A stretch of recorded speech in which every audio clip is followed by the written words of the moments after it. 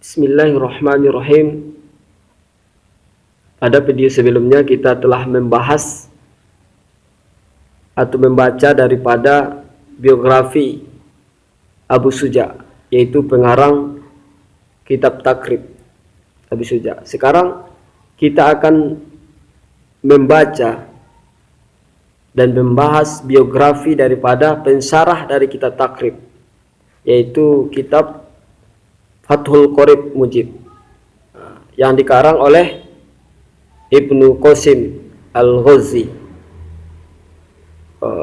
pengarang Syekh Muhammad bin Qasim Al-Ghazi. Kita akan membaca daripada sejarahnya agar kita lebih mengenal dekat dengan pensarah kitab Takrib, yang mana sarahnya bernama Fathul Qoribul Mujib. Bismillahirrahmanirrahim.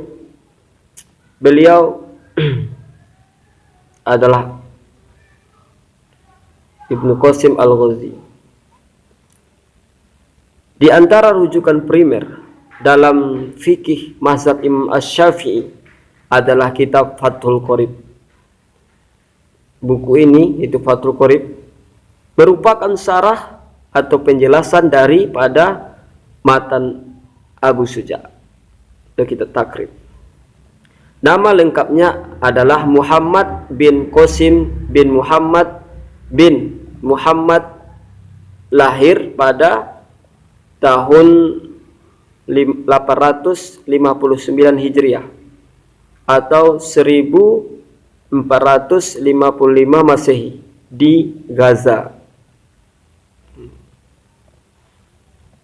Palestina, yang saat ini termasuk dari bagian kota,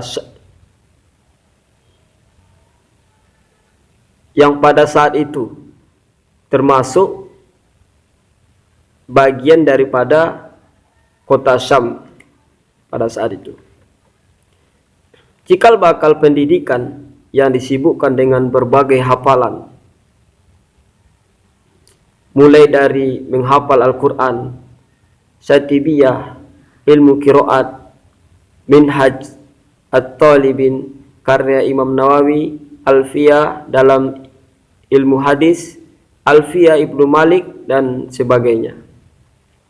Kemudian pada tahun 881 Hijriah, Ibnu Qasim melanjutkan perjalanan ilmiahnya ke Mesir, tepatnya di Masjid Al-Azhar di Mesir.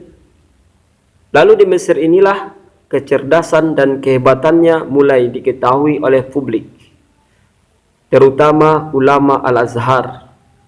Tidak sekedar cerdas, beliau juga dikenal sangat rendah hati, tidak sombong, dan senantiasa memfokuskan diri untuk mempelajari ilmu keagamaan.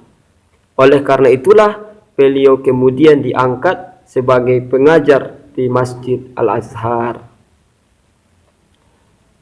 diberi ruang untuk berfatwa serta menjadi imam khotib di Masjid Qal'ah, atau nama lainnya benteng daripada benteng Salahuddin. Di samping itu, Ibnu Qasim belajar kepada beberapa ulama terkemuka yang kesemuanya merupakan ulama profesional di bidangnya. Di antara guru-gurunya yaitu Syekh Zakaria bin Muhammad bin Zakaria Al-Ansori, Syekhul Islam, pada tahun 823 sampai 926 Hijriah.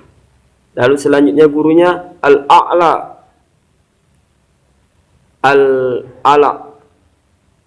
bin Hisni, yaitu mempelajari kitab Sarhul Aqaid dan Hasyiahnya, Sarhul Tasrif, Sarhul Kutubuddin Ar-Razi. Lalu selanjutnya gurunya Muhammad bin Ahmad bin Muhammad bin Khidir, berkebangsaan Gaza, Palestina, pada tahun 828 sampai 881 Hijriah. Lalu selanjutnya gurunya adalah Muhammad bin Abdurrahman bin Muhammad Asy-Syakhawi Asy-Syafi'i pada tahun 831 sampai 902 Hijriah.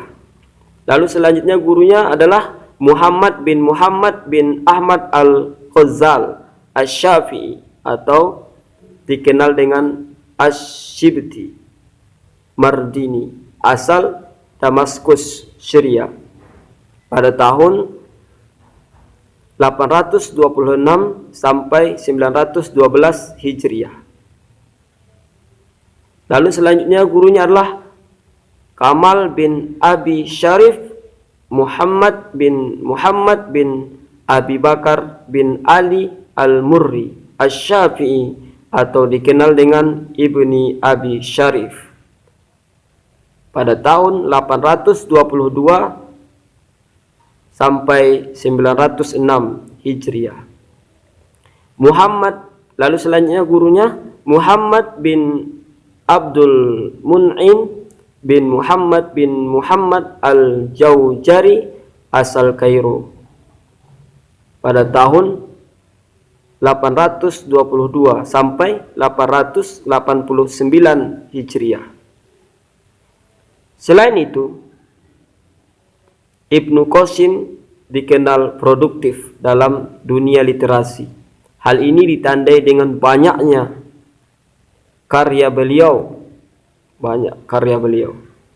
seperti Hasyiah Syarhil Aqaid An-Nasfiyah, Hasyiah ala Syarti Tashrib karya Sa'duddin Mas'ud bin Umar Al-Qadi At-Taftazani, wafat pada tahun 791 Hijriah. Lalu Syarah Matan Abi Suja karangan beliau, Syarah Minhajut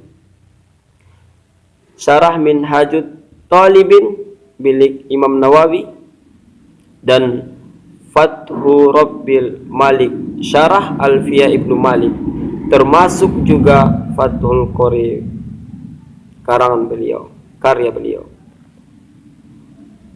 Lalu selanjutnya pada malam Rabu 6 Muharram 918 Hijriah, Ibnu Qasim meninggal dunia dengan mewariskan aneka ilmu agama sebagaimana tertuang melalui karya-karyanya.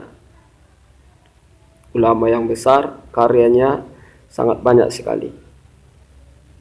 Mudah-mudahan Allah Subhanahu wa taala memberikan tempat yang mulia kepada beliau, dan Allah Subhanahu wa taala memberikan ridhonya kepada beliau. Dan mudah-mudahan kita selalu diberikan ilmu yang berkah, ilmu yang bermanfaat. Semoga semakin bertambah kecintaan kita kepada ulama-ulama kita. Amin amin ya rabbal alamin. Assalamualaikum warahmatullahi wabarakatuh.